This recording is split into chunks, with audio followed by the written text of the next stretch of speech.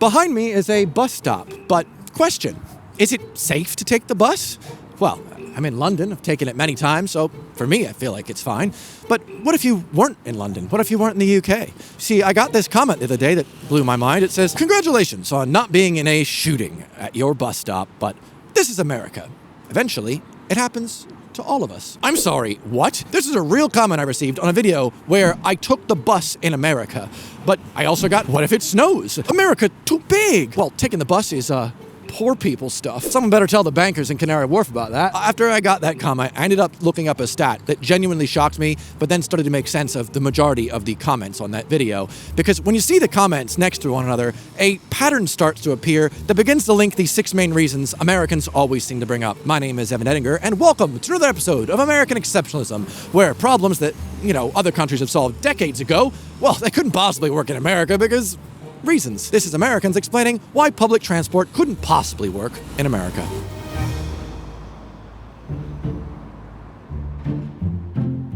So the first reason public transport can't possibly work in America, the weather.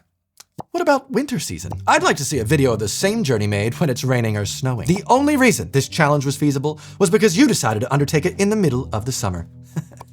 A checkmate, hero pores. Forget about a thing called the weather. I mean, here I am, cycling in London. It's currently 2 degrees out, or for those in the Stone Ages, a balmy 35 degrees. And yet, actually, everything's quite fine, because I know how to dress myself. I'm quite warm. It's just part of day-to-day life here, cycling over a bloody Tower Bridge, and everything's fine. See, this one's the most interesting to me because often when you point out the severe lack of pedestrian infrastructure and walkable neighborhoods in America, some American will chime in that it's just too hot to walk in their part of the States, as if no other hot country exists on Earth that has discovered ways of solving that problem.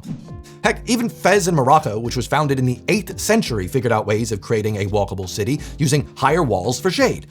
No, that system won't work everywhere, but it did create one of the largest pedestrian-only zones in the entire world. I went to it the other day, it was amazing. I will link the tour guide that took us around in the description. But if it's summer in America, well, it's too hot to walk. If it's winter, well, it's too snowy to take public transit. And if it's spring, it might just be too rainy. I guess all we've got is the fall. In reality, I do find it bizarre just how many Americans seem to treat the outside as a terrifying obstacle to all of their plans, as long as they're not in a car though. I've driven in New Jersey during many a snowstorm due to work, and it was scary seeing the number of cars on Route 55 that had careened off the icy road.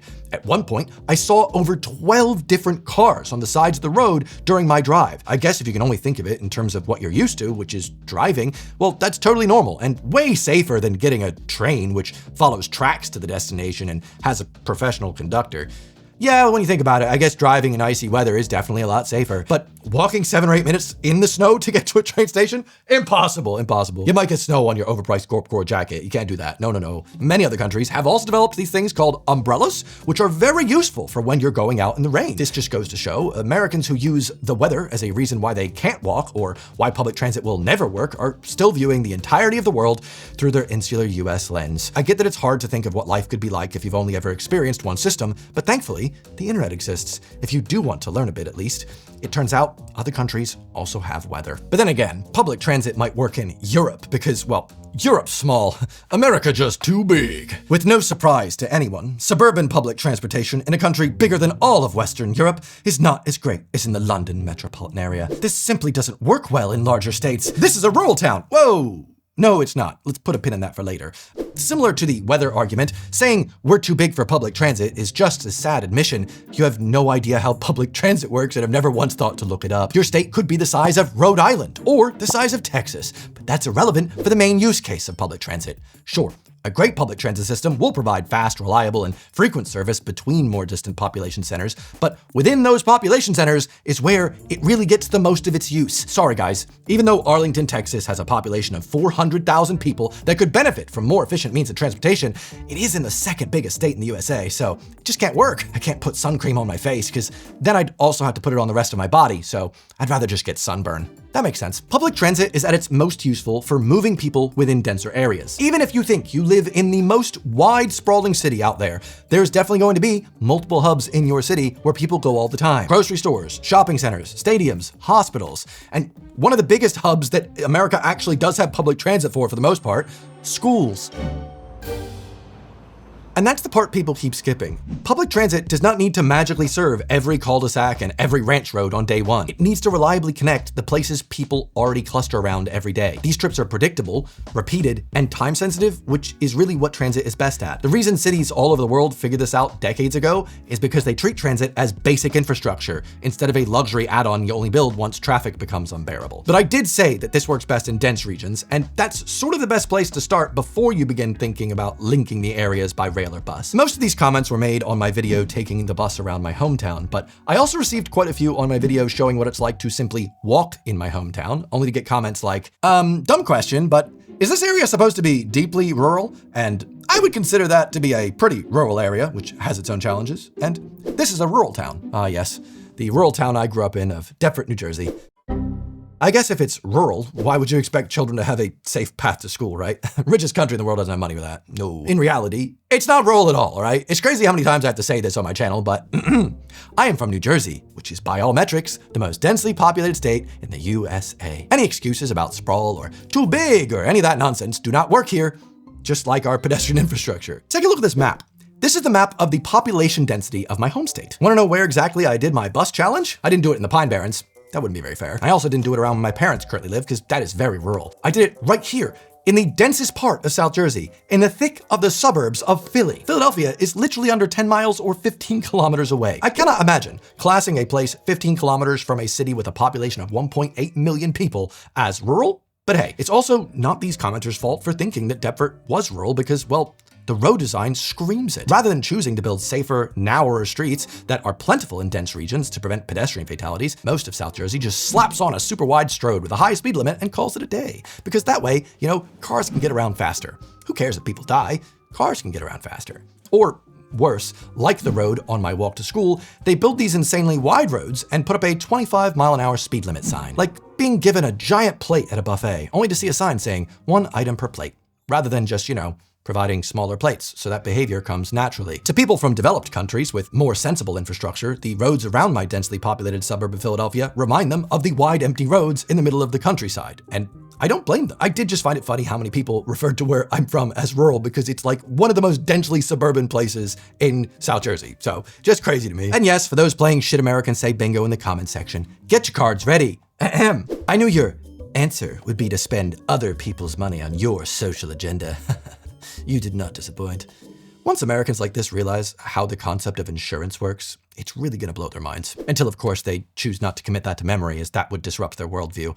Can't have that. Gotta keep that safe, guys. Imagine giving so much money each year in taxes to your elected government, and when someone says, it'd be nice if we could use that money on programs and infrastructure that, benefit the people, you say, that's a social agenda. Yeah, it is a social agenda. It benefits everybody. It's much better to have your tax money spent on invading Venezuela or sending $20 billion to Argentina. That's only 20,000 millions. So it's not much, right? It could have been used on funding some major transport projects within the country, but as you know, that's spending other people's money for your social agenda, as opposed to, pissing it away on foreign wars. That's how I want to spend my money. It's stupid. It's so stupid. It's so stupid. These are the people that are why so many people laugh at Americans. This type of guy. It's probably no surprise that one big reason Americans claim public transport can't work there is because it doesn't at the moment, and that would involve some change. Most Americans have cars. So what's the problem? Why must you spend your whole life tearing us down? Like we discussed in the previous video in this series, linked above, due to the constant indoctrination Americans go through in school and day-to-day life, many Americans, like this commenter, can't view any criticism of the US or engage in any intellectual discussion on the ways America can improve, as they take every criticism about the country personally. The thing is, some people are more than happy to choose to remain ignorant if it means nothing has to change, even with glaring flaws pointed out to them and a world full of knowledge at their fingertips to look things up. Some Americans would happily leave a comment like, American here, and public transport is not something we want. I'm happy in my car bubble. So Americans don't want public transport. That'd be fair, if it were at any point true. According to a Federal Highway Administration study, as of 2022, only 1.5% of journeys in America are taken by public transit. That's not a lot. Side note, get a load of this. Only 6.9% of trips in America are done by walking. Insane. It's not their fault when the zoning laws make it near impossible, but for context, about 30% of journeys in the UK are done by foot. And yes, that data does include rural areas. What percent of Americans do you think want more public transit then? Must be zero like this guy said, right? What about this? What percent of Americans do you think want the government to spend more money on public transit in their communities? Well, in 2013, an American Public Transportation Association survey showed almost 70% of Americans support not just public transit, but increased transit spending. Oh, Evan, I bet that's just urban voters and the Democratic elite pushing their social agenda. Check out this chart from the survey from the Transportation for America. Even rural Republicans support improving public transit. 64% of them, actually. The craziest stat here, oh my God, a whopping 94% of suburban Democrats think the US would benefit from improved public transit. And the suburbs was where I was filming that video. It must suck so hard to be a suburban Democrat where everyone is unified and wanting better designed communities and nothing ever happens. So when I see comments like, not sure why you want to change our culture of transportation, this is the reason why. Because the majority of your country want it. People choose methods that work best for them. Worst part about this type of comment is they're so nearly there, they just haven't thought about it just a little bit more. Look at this graph. The majority of Americans have no choice besides driving. They're not choosing what's best for them. They're not choosing at all. Like most things in America, the choice is an illusion. The majority of Americans want more options. And the majority of Americans say public transit is not available or convenient, which is one of the final big reasons here. A surprising number of comments claimed that public transit can't work in America because public transit in America is bad. Like, that's just the way it is. It's just bad, and there's nothing we can do about it. Many pointed out the lack of timetables at the bus stops, making catching a bus more confusing, and others said public transit barely even functions for leisure. As this is a video on American exceptionalism, I want you to look at these next two comments to see if you can find a good case of insular American thinking. Act like you have sense and check the bus schedule online. I get this is for the sake of a video, but come on, don't come off as completely clueless. No one who is serious about evaluating bus service would not plan their trip in advance via the transit website. It's like just randomly going to an airport to catch a plane to Vegas without planning the airline, the time of departure, of arrival, fare, etc. For those playing at home, that second comment was a beautiful insight into how many Americans view public transit from their US-only lens. It's just like air travel.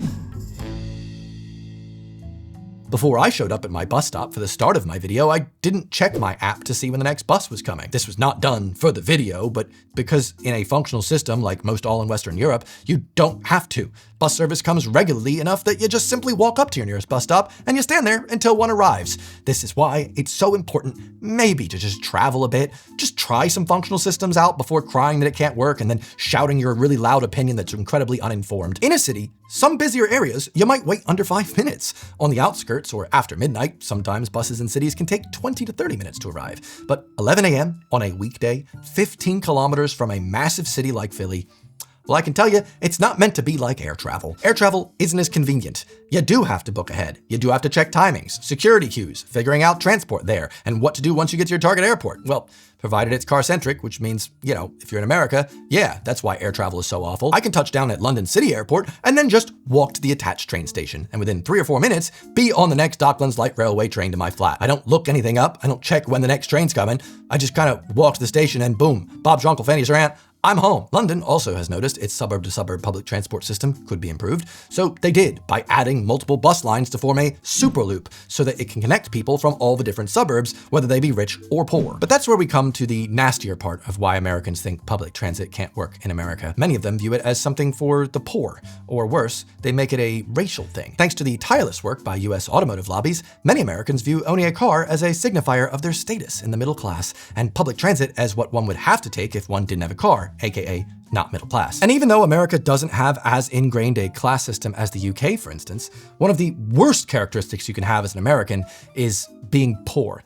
And you might be confused as to why how much money you have is a characteristic, but that's because many Americans view those with less money like this commenter does. You talk like someone that hasn't had to interact with lower income people that often, because I guarantee you that you're not going to usually have a good conversation with them. Yikes. I had quite a few good conversations with random strangers throughout my bus journey, and they were all very nice because, you know, they're people. But if I viewed them as lesser or out to get me, then you know what? I probably wouldn't have had any of those conversations. I'd have been too busy thinking about how the amount of money that I have means I'm a good person and able to hold a good conversation. Only with other people that are non-low income, though. It brings me back to this quote from Gustavo Petro. A developed country is not a place where the poor have cars. It's where the rich use public transportation. Sounds like one of those quotes from Sid Meier's Civilization or something. If the country invested more in its public transport, its pedestrian infrastructure, if they made bus service more frequent and more reliable, put out timetables, and made it genuinely useful over driving, that sort of shift could happen quickly. Everyone rides public transport in the UK when they need to, rich and poor, because it's good, same as in most developed nations. And yes, there are still quite a few places in the UK that are poorly served by public transport, but even within those areas, there will be some sort of bus service used by people of all classes to head to the nearest hub to get some things they need to get done. And they also have the ability to just walk around their town and get certain things, because, they don't have zoning laws making it so that everything is so far away. But now we have to round it off with the comment that started this video off. Congratulations on not being in a shooting at your bus stop, but this is America. Eventually, it happens to all of us. This first comment did blow my mind a bit, because here I was having a fine time riding the bus in my hometown, only to find out bus stop shootings eventually happen to all Americans. And I guess I just got lucky. Or I guess this person thinks I dodged a bullet. But this issue of public transport not being safe was brought up by quite a few comments. This one here says he supposedly used to use the same buses that I did in my video, but now considers it unsafe for fear of a stray bullet. This one says, the fact no one assaulted you shows you're not in a big city. I mean, Philadelphia is the 6th largest city in the US, but okay. And this one says, used it at night on the wrong side of town.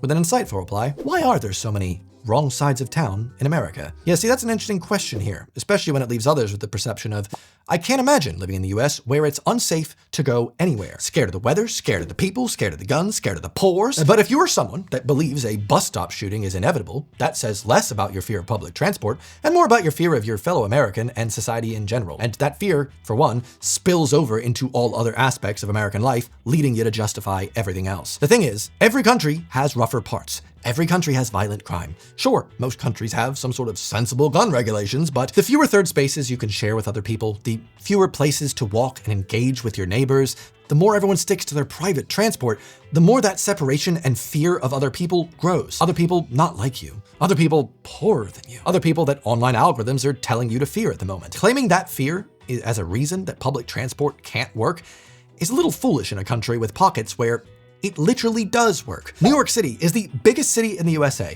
and has over 5 million rides on public transit per day. Though your online algorithms would love to show you every possible scary crime happening in New York the moment it happens, the fact is, major crimes on New York Transit are down a huge amount since the 80s, and it's been pretty steady on for at least the past 10 years. The thing is, public transit can work in the US, and not just in New York City. I got comments from people saying they adore the public transit in Washington, D.C. and describe it as fast. Another commenter frequently takes the bus in Washington State. It's a coincidence that both have Washington in the name, but whatever. But they take it because they can. And even Wisconsin got a few positive experiences commented on my video. Wisconsin. All they've got is cheese. Yes, crime still does happen, as it does everywhere, and more should be done to make public transit and America in general safer. But that's not really on the current administration's agenda in between, well, the aforementioned wars and terrorizing American citizens who committed the crime of having a little too much melanin in their skin. I think the worst part about all of this is just how available all this information is, and yet such an overwhelming amount of Americans will choose to ignore it and instead listen to the American news source of their choosing, interpret it for them so that it confirms their worldview. Like they're showing up to church and waiting for the pastor to interpret the Bible for them so they can finally understand how to be a good person. It's so hard. Do I need more money? Public transit can and does work in America, but like most things, it is in desperate need of further investment. Luckily for us in this case, the majority of Americans do support that investment. But as I've said on this channel before, it doesn't matter if 99% of Americans want more public transit if the people that hold 99% of the wealth in the country do not, because money is what chooses the laws in America, not the people. It's like a bastardized version of George Orwell's Animal Farm, where all Americans' votes are equal. It's just some are more equal than others. On a positive note, the fact that the largest city in the USA with the best public transit in the country just elected someone to the office of mayor, promising to expand the bus lanes, build more protected cycle lanes, and improve pedestrian infrastructure in the city proves it very much can be done in America. It's just an uphill battle. It does give you hope that if New York can manage it, well, maybe some American cities won't be too far behind. Because now that the solution has worked in America, Americans might finally hear about it from their insular American lens. If cities focus on the basics, on making it safe and pleasant to walk again, and getting rid of those pesky zoning laws, well, that alone would change what public transit can do. And it would also make it a nicer place to live. So what a bonus. Even if the American media is trying to tell you that is in fact making it worse though. In fact, just last year, New York City introduced a congestion charge, and I made a video analyzing how American news agencies spun London's successful congestion charge into some imaginary disaster so that they could promote the idea that New York is doing a bad thing. Yeah, I don't know why anyone's watching any American media these days. I truly think it's horrific, but if you haven't seen that video yet, I will link that above. But regardless of your thoughts on private transportation, hopefully we can all agree your private data should remain private, which is why I use today's video sponsor, Incogni. Each and every day you use the internet, your data is quietly being harvested by all these shady different data brokers who will either hoard all the data and then sell it to others so that way they can market to you, or worse, sometimes the data gets leaked on the darknet and then, oh no, you've got a lot more spam emails coming into your inbox. You can request each of these data brokers delete your data from their servers, and that is possible. But there are so many data brokers currently hoarding everyone's data, it just becomes incredibly time intensive, which is why Incogni steps in to do that job for you. Signing up to Incogni allows them to scour the entire internet for any traces of your private data, and as soon as they find it, they go, "Oi! That's not your data broker," and then they send an email going, "Oi, get rid of that." And then boom, you can see how much they've done since I've signed up to Incogni. And also it means that from personal experience, I don't get as many spam emails anymore, which is always a plus. If you'd like to sign up to Incogni, actually, they've got an offer on, can you believe it, for the 2026 year. If you sign up using incogni.com/Evan Edinger, you can get 60% off. So thank you very much to Incogni for sponsoring. Now, let me wrap this up. Welcome to the outro. This is a doozy, innit? I still have no idea what I'm doing on this YouTube channel, but I'm glad we can sort of find that out together. Hopefully, I'll see you back around on my YouTube channel, as always, next Sunday. Goodbye. Actually, I know I'm always super positive and passionate about lots of different things, but I want to provide a little counter here. So I'm currently in High Wycombe Station, Sunday, the 11th of January, when this video is being uploaded. And, well, the Elizabeth line is closed because there was a fire at Ealing Broadway, and I've got to get all the way home to London to upload this very video and finish the edit. And, well, so I had to basically be driven from Maidenhead Station, where I was, all the way to High Wycombe to hopefully get a train, and this one has a 25-minute delay. So there are problems like this that happen, and it's also not the best weather right now. So these things happen, similar to when there's traffic on the roads. But there usually is some sort of system in place, rail replacement buses and such, or a situation like this where I can, find transport to another station that's not on the line that's affected and get my way home. And anyway, that's probably me. The train's coming soon. Hopefully you see this one and it's not too delayed. Unlike my journey.